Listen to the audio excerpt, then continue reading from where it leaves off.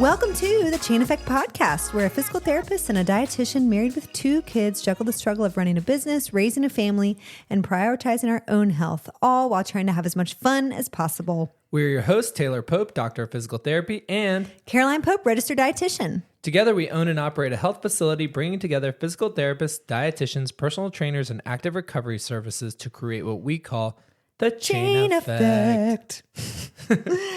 Today, we are talking about a hot topic, GLP-1s, or rather, GLP-1 RAs, receptor agonists, is really what they're called.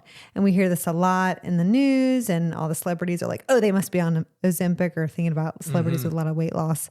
And so we're really going to dive into this topic and not only talk about what their function is and how they help people, but some strategies for helping health long-term. If you're thinking about going on these, or if you're on them right now, some risks to really contemplate, but also some strategies to get you through without long-term effects. Yeah. So what I'm hearing you saying is you don't just basically stick a shot in your leg and then automatically lose 20% of your body weight. I mean, maybe, but it is deeper than that. Yeah. It's much deeper, and you want to think about a lot more aspects of it than that. We're also going to draw a line of similarity with my background in bariatric surgery and helping patients pre-op and post-op for that.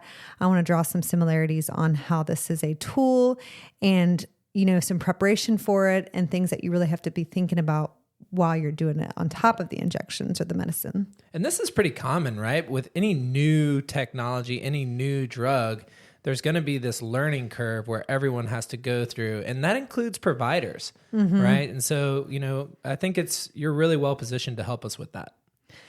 Well, first we're going to start talking about what these are and a little bit about the physiology behind it. So GLP-1 RAs, so glucagon-like peptide receptor agonists. Whoa. That is the full name. GLP is glucagon-like peptide, and these medications are receptor agonists. So you've probably heard the most popular one right now, Ozempic. That's an injection. Wegovy, that's an injection. Ozempic is weekly. Those are semaglutide. So there's different categories of these GLP-1 RAs. There's also Victoza, Saxenda. That's a different category. We're mostly going to be referring to the injections today. And these are medications that can be effective and can be necessary and helpful for some people who are having complications with being able to make changes just with diet and exercise. So it can be a really good, starting point for some people that have tried other things. It's really helpful for blood sugar control. So not only weight loss, but blood sugar control is what they're intended for. And now people are using them for weight loss because they can be effective for that. What is GLP-1? What is a glucagon-like peptide? It is one of the 2 incretin hormones secreted.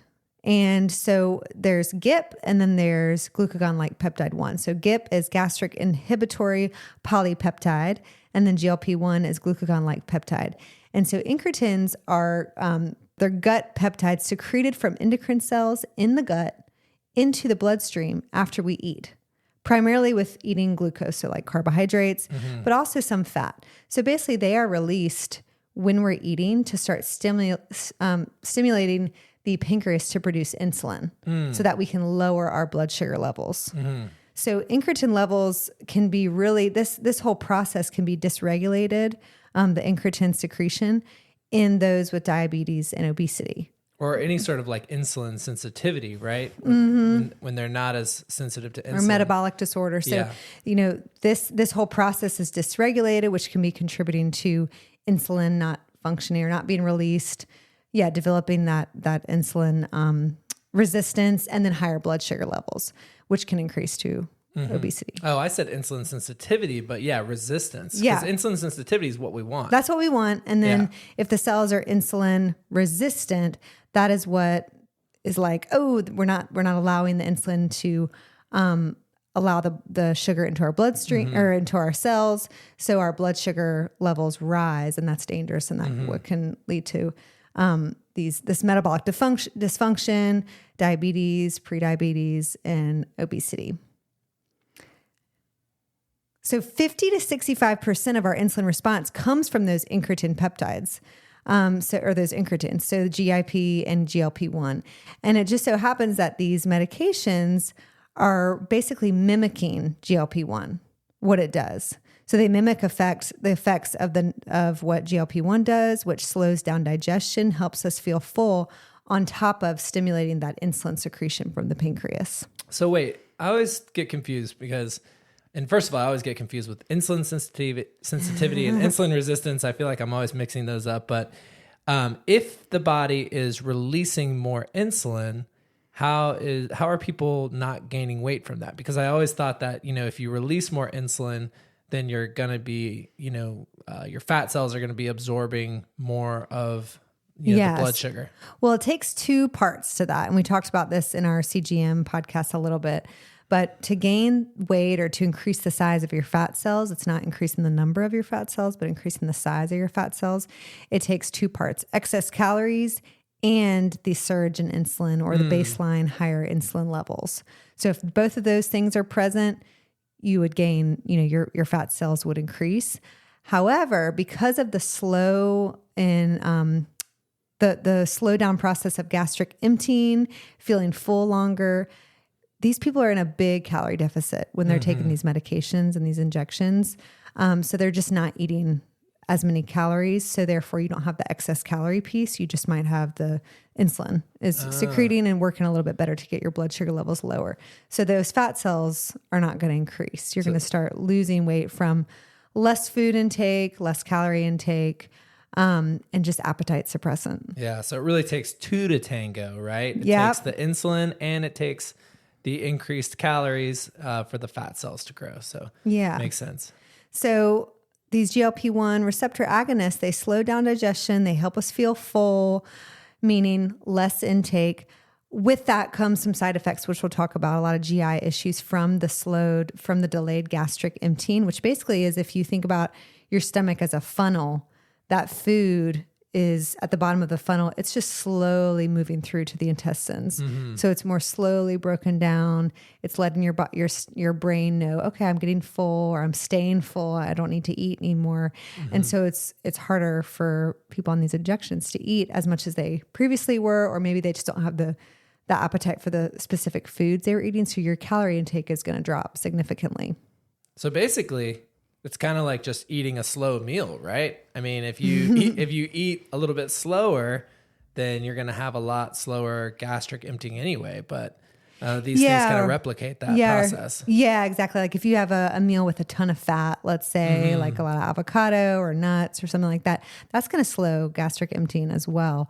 But this alerts your brain too that because of the insulin response as well, it's lowering blood sugar levels. It's just greater. It's mimicking that effect at a greater level. And so it's helping folks lose weight and manage their blood sugar levels if that's the primary focus. Sounds like magic. I mean, what could go wrong with this? What could go wrong? Well, because of the delayed gastric emptying, there's a lot of GI effects. So a lot of people report nausea, constipation, which you can imagine because it's slowing down that digestion, basically. Constipation. Gastroparesis is basically like your stomach paralysis. Like that's that slow emptying, but it can lead to some GERD effects, vomiting. And some people have these effects even months after getting off of the medication. Their symptoms remain. So that's obviously a downside. It's like, can you live with the baseline nausea? I mean, I remember that from pregnancy, and I don't want to ever have that again. Right. But I didn't have it as bad as some people, but some baseline nausea, it's like that might be, influencing their eating choices as well. Diarrhea can happen. I think constipation is more common. And then of course, like I said, gas, GERD, just irregular bowel movements in general. So that's the biggest side effect I think people report, and that's been studied. And that can make some people get off the medication pretty quickly, or if they can handle it, they might stay on it longer. But I want to really talk about like some strategies to think about if you are going to be on it longer term. Because you're just not getting, if you're not getting as much food, it's going to be hard to get as much of the, essential macros and the essential nutrients that your body needs, right? I could totally see how, if you're used to just like scarfing down some food, that's going to make you nauseous. But more of the problem is that, if you're just not getting those nutrients, then, your body's losing weight, but are you losing the right weight? Yeah. Are you losing it in the right way? And that's, you can be malnourished and still obese because maybe you're losing weight slowly, but you're getting malnourished. You don't have as much protein. You don't have as much of the vitamins and minerals you need. You don't have the, essential fatty acids, all of that. Yeah. I don't think we think about it like that. Yeah. So I want to think about this and I've had patients who, they've worked with me or a dietitian and they're like, what do you think about GLP-1s? Like I might talk to my doctor about this. And I basically, educate them on the symptoms that can happen, what's going on. I still want to meet with them regularly. However, I also say, you should just think about this as a very short-term thing to get you going. So these are people that have been already working on their nutrition habits. They feel stuck in their weight. They're doing exercise. So we want to think about it as a tool. So I encourage patients to think about, okay, go in there with the mindset. Maybe you do it for 3 months. Yeah, it can be super helpful to get you beyond, the weight you are now, because there's a set point theory where some people lose a certain amount of weight and then they just get stuck at this point where your body feels good, but they're really struggling. They haven't met their goal yet, or maybe their health is, they're having some health effects or mobility issues or whatever it is, and they want to lose another 10 pounds or they want to lose another 20 pounds. And that set point theory is like your body feels good at this weight. So as you lose more, it's harder, obviously, to keep losing at that pace. So people get really frustrated. And that's one of the big reasons why this can be really helpful. Yeah. But I think in those that have built a foundation of strategies already through diet and exercise, maybe it can be a tool 3 months, maybe 6 months to get them beyond that set point. And then they keep going with their healthy habits and continue. For some people who are, in the higher obese categories, maybe they just need a little bump to get them going so that they can start moving and exercising. Yeah. So that's why I think it could be really helpful. Like those who maybe they don't want to go the bariatric surgery route, but maybe they need, it's just an appetite suppressant. They need to be in a calorie deficit so that they can lose weight initially to get them to a point where they can start exercising again or do different movements again, to get them on a better path. So for those people, this is it really is kind of like a miracle type situation. Yeah, it could be super helpful and super beneficial. But I want everyone to have all the, think about all the strategies that can help them stay healthy while they're doing it. Right. Because there's obviously, with all these rewards, there's some risks. Yeah. Right? Yeah. So, definitely some risks. So like we talked about the GI symptoms, the decreases in nutrition overall. So protein intake, losing muscle mass. Obviously, if you're not eating as much and your appetite is down, you don't really want to eat much protein or veggies or things like that. So that's not going to be the number one thing. You might want like bland foods, carbohydrates, things like that when you're sick, have a GI upset, something like that. So losing muscle mass, we know how important, we've talked about this, how important muscle mass is for longevity, for mobility, for metabolism. So your metabolic rate, if you have more muscle mass, your metabolic rate is higher. So there's a big risk. And if you're losing a lot of weight and you lose a lot of your muscle mass, your metabolic rate is going down, down, down, down. And so what does that mean? Well, it's a good chance of you regaining a lot of the weight because your body's just not burning as many calories day to day unless you maintain your muscle mass as much as you can while you're eating less calories, which can be done. And not to mention the fact that, when you're losing a lot of muscle, you're setting yourself up for a higher risk of injuries, especially when you do get back to training. And we've talked about like the long-term effect of low muscle mass on bone density. Yeah. So you got to really think about this as, I like what you said, having this as like a short-term thing. We're going to get on it. We have the right foundation, the right tools or the right sort of habits in place that we can get on it, use it, and then get off it and still be able to continue the progress. Yeah, I would definitely encourage everyone who's contemplating getting on it, or if you've already started, meet with a dietitian before you get on or right when you start to be part of your support system along with your doctor, and think about it as a tool. So we really it's a tool in the toolbox, and we want to build foundational habits that are crucial to not only keep the weight off, because there's a good chance you're going to regain some of the weight if you go off the medication, but also stay healthy, feeling good, having enough energy, having muscle mass, and then long-term, not having any health risks from it. So how are doctors and, your primary care providers who are prescribing these, how are they screening the patients? Are they looking at things like, a history of disordered eating, or, the other things that they've been trying to do? Or, is it really that you can just walk in and say, hey, I want to, get prescribed Ozempic? And, he's like, okay, here we go. Well, I would hope there's some screening. I don't think there is in disordered eating, and that's super important. We'll talk about that in a minute. But I think, probably if the patient's indicating I've tried this, I've been meeting with a dietitian, or I've just been doing all these things on my own, I've been exercising, my weight isn't budging, and they're seeing those trends. Mm-hmm.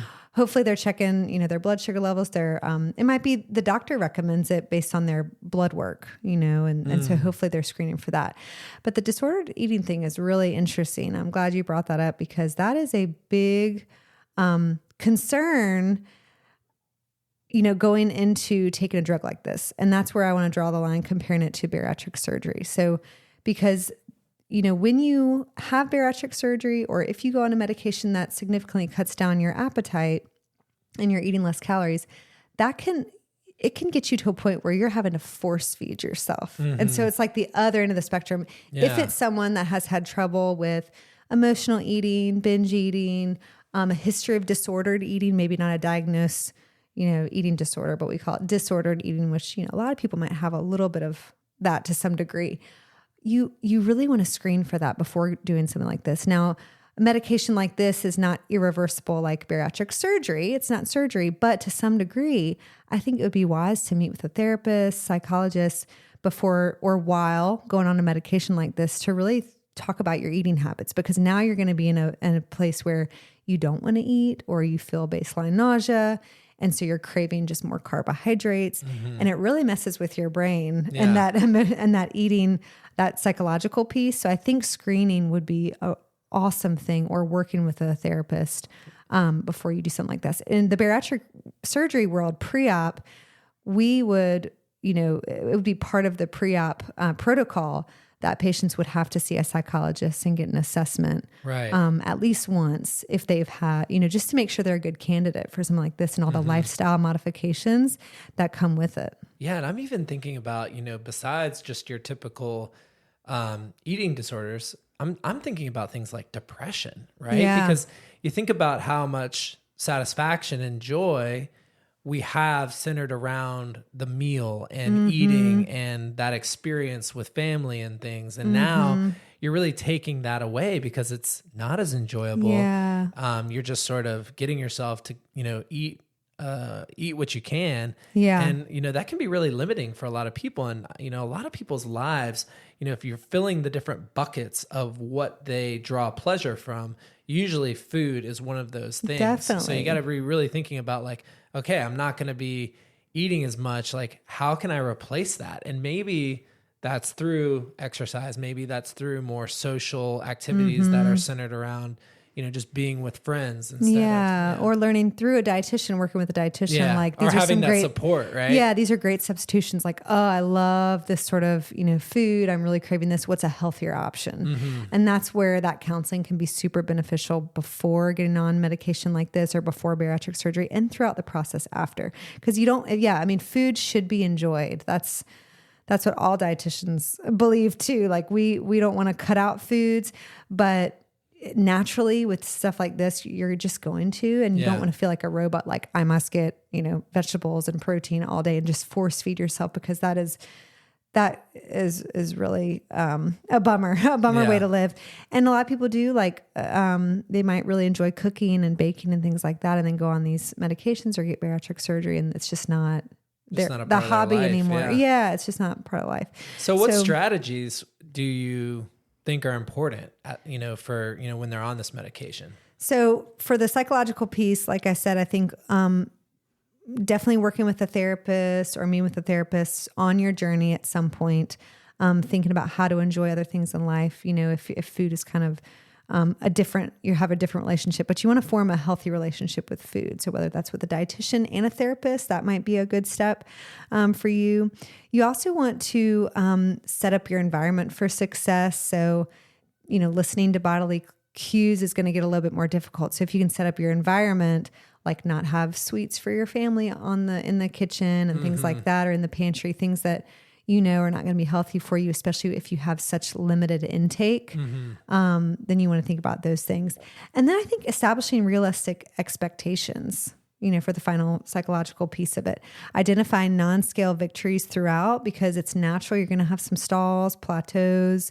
Your body might not lose as much as you'd like it to, but it's super important to, along the process, as you're navigating, eating less and trying to fill your body with healthy foods with limited appetite, you want to establish those realistic expectations. Like, it may not drop off. The weight may not drop off like it did with my friend or the celebrity. Right. Maybe I'm not going to feel so good, or maybe I can, I have a more realistic goal for myself, and then celebrate the other things in your life. Yeah. And you mentioned those like non-scale goals and non-scale objectives. That's where I think, getting some sort of body composition testing or something beforehand would be maybe a good strategy, because then you can really sort of identify where things are changing, as opposed to just having like one measure of the scale. Yeah, exactly. So we're going through a lot here. So that's the first, point, is like the psychological strategy, like really thinking about that before or during this process. The next group of strategies would be based on GI trouble. So GI symptoms and how to manage those. And so to control the ones related to delayed gastric emptying, so that's like the GERD, the nausea, the constipation, I have heard it's helpful to have your biggest meal before your weekly injection. And then follow a low-fat diet, because we know fat, if you have a higher fat diet, yes, that's more calories. We want to focus more on probably protein and different vegetables and things like that. But that can lead to more GI irritation. Like sometimes that can lead to some gas, some diarrhea, loose stools, things like that. So, but thinking about having the biggest meal before your injection, because then, after your injection, you might start getting more nauseous or have that constipation.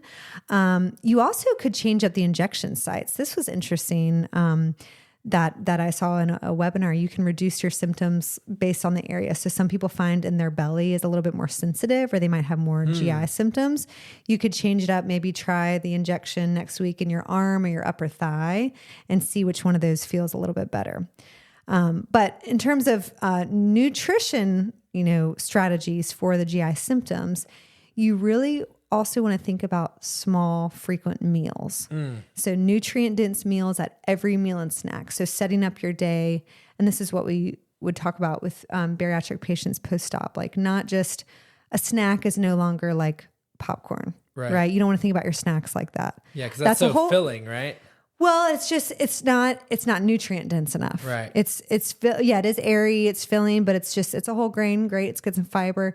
However, you want to think about each of your snacks as like a mini meal, because you need to get protein and vegetables in, and produce fiber in as much as possible. So popcorn has a little bit of fiber, but it might fill you up. So you might think about your snacks now being mini meals, like a little bit of leftover dinner from last night, and space that out throughout the day, especially if you're just not able to eat that much. So small, frequent meals. Yeah. Cause like we struggle to get enough protein, and we crush protein pretty much all day long. Yeah. And it's still hard. It's still hard to get enough. And so if you're, all of a sudden not able to eat that much and getting so full and not feeling well, like you're not going to want to, eat as much protein. So you really have to find the sources that work for you. And you're not going to want to eat much at a time because of appetite, but also like if you're having diarrhea or constipation, like you want to spread that food out throughout the day. If you're feeling bloated, you are not going to want to eat much, especially fibrous vegetables and protein. And also thinking about the protein probably that has a little bit less fat. A lot of people think, oh, well, I'm going to get my protein because I'm going to crush a bunch of peanut butter. Well, like peanut butter, we know may not be the best choice right now. Is a lot of fat, right? So the things that have that, I love that ratio of like 1 gram of protein for every 10 calories. Yeah. And so like trying to be on the positive side of that. So if you're going to have a 100-calorie item, make sure it has at least 10 grams of protein. Yeah, exactly. So, and that's like thinking about the most efficient protein sources. So that could be like chicken breasts would fall into that category, tuna, egg whites, adding egg whites to things. And that's where, protein could be in the form of supplements, and you might need that during this short term. If this is a short-term medication for you, just like bariatric surgery patients rely on protein supplements because you are just not going to feel like eating a lot. So you might really benefit from a 20 to 35 gram protein shake that you can drink. And that brings me to my next point. We'll go back to protein and muscle mass, but hydration. Hydration is a huge risk, or dehydration is a huge risk after surgery. I mean, after surgery and also after starting a medication like this where you're having, lower appetite and you just don't feel like drinking either, because that's going to fill your stomach up. So hydration, definitely you could think, high quality protein supplements and stuff that'll help get your hydration up and also your protein. So we've already talked about high efficient protein sources to replenish, muscle stores and prevent losing muscle mass, because that is a huge risk and that's going to happen. Anytime you lose a lot of weight, you're going to lose muscle. So the two best things you can do is eat high quality protein, getting enough throughout the day, and then resistance training. So have a resistance training program before. I would encourage you before get on medication, start doing some resistance training. Definitely. I think several times a week. Yeah, I think definitely before too, because a lot of people don't realize that resistance training is a skill.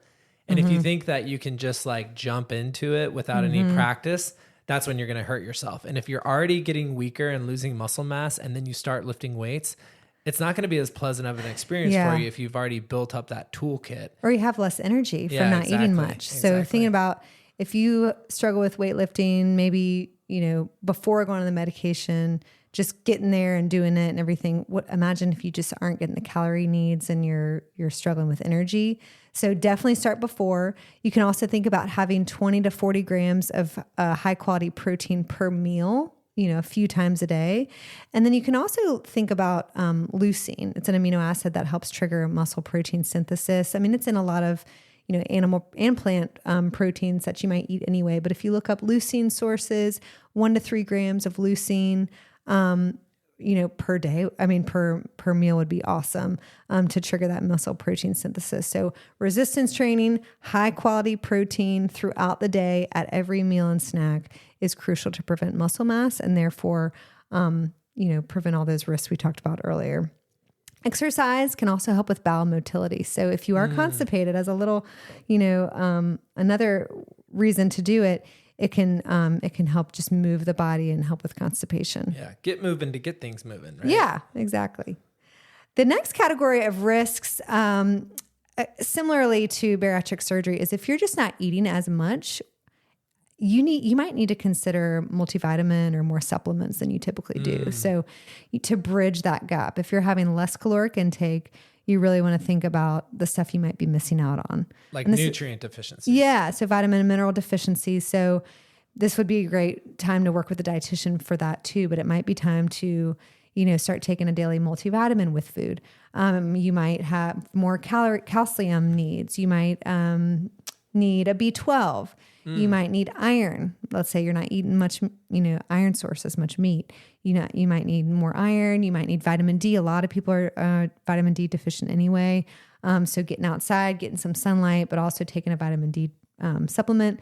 So get some blood work if you can. Yeah, I was going to say, it sounds interesting. I wonder if PCPs are like mandatory blood work before starting this. I mean, I think that's where the short term, it's really indicated for short term use. Like I would say, okay, if you're doing this for 3 months and then you get off of it or you try to wean off after that 3 month mark, maybe you don't worry about this as much unless you're feeling those physical effects. But if you're on it longer term, you really should get your blood work checked. I would say after 3 to 6 months of being on it, and then see if you need more supplements. Yeah. And then improving the gut-brain access through whole foods and fiber. So this is where, we really don't have the space to have refined carbs and sugar and, things like that. But we really want to build that gut microbiome because it's helped controlling and influencing that GLP-1 peptide that's helping the insulin secretion and lowering the blood sugar levels and all that. So we really want to improve that gut microbiome. And the way of doing that is through whole foods, fiber, so through fruits and vegetables, resistant starches. Maybe there are some starchy vegetables that come in occasionally, and that's going to help build your gut microbiome. The more plants you have, the more bacteria it feeds in your gut. So you can think about that. And that's going to help control GLP-1 naturally, but also control your appetite and your brain. It's going to help reduce inflammation. It's going to help reduce oxidative stress, all these things that can lead to gaining weight. So fiber, right? I heard you mention fiber. I mean, it seems like, God, that's going to be hard to eat, right? Like if you're like crushing a lot of fiber and you're already having such a slow process moving through. Yeah. But this might be where a supplement comes, to play as well. But thinking about whole foods is going to be, lower fats and also whole foods. So lots of plants, fruits, vegetables, beans, seeds, things like that. And fiber needs vary, but generally the recommendation for females is around 25 grams a day. For men, it's more like 38 grams a day. Of course, that depends on how many calories you're eating, and how big you are and your GI symptoms and all that. But, or you could think another, guideline is 14 grams of fiber per 1,000 calories consumed. But that's not a great recommendation for those who are consuming way less calories than normal. So you really want to push the fiber, especially if you're having some constipation, and the fluids as well.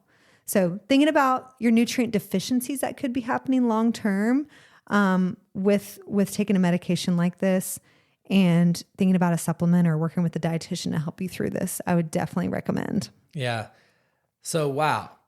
I think one big takeaway that I'm taking from this is you should not go into your doctor's office on a Monday and then do your first injection on a Wednesday. Yeah. It sounds like this needs to be like a well thought out plan with different providers where you're laying some groundwork ahead of time, setting yourself up, coming up with a menu of things that you're going to eat, doing some, if you're not already doing resistance training, like, getting with a personal trainer and doing some of that resistance training beforehand, so that you're going into this process almost like a prehab.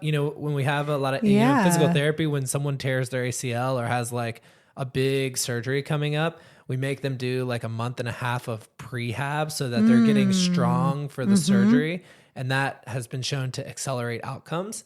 And so I almost think that, with what, everything you've discussed, all these risk factors, we really need to go into it with a strong plan and trying to kind of tackle each of these different categories of problems that are, come up when you start taking this medication. You really want to set your body up and your mind up too. Or what's the plan? Like, how are we going to make this the best? If I'm planning to do this for 3 months, let me get myself set up to be the best version of myself I can, so I have the most success and my body doesn't, feel terrible during the whole thing. And I don't, and I can't keep up with the habits and stuff. So maybe that's a meal plan. And like you said, I think that's a great idea. So I hope this was helpful. We talked about, what these medications are, what they can really help with, but what strategies to use to really avoid risks and help yourself be as healthy as possible through the process and long term. If you have any questions, we'd be happy to answer them for you. If you want to meet with one of our professionals, if you're contemplating going on one of these medications or you're on it right now, please contact us. My email is caroline@chaineffect.us and Taylor's is taylor@chaineffect.us. You might be surprised that nutrition counseling is covered 100% by your insurance also. Yes, and virtual. A lot of people don't realize that they have this benefit on their insurance and they never use it. So if you want to get your insurance verification checked, we do that for free. So give us a call. Yeah, get a support system with you during this process. It's super important and we'd love to help. And it's important. So thanks for listening. We will catch you next time. Check you later.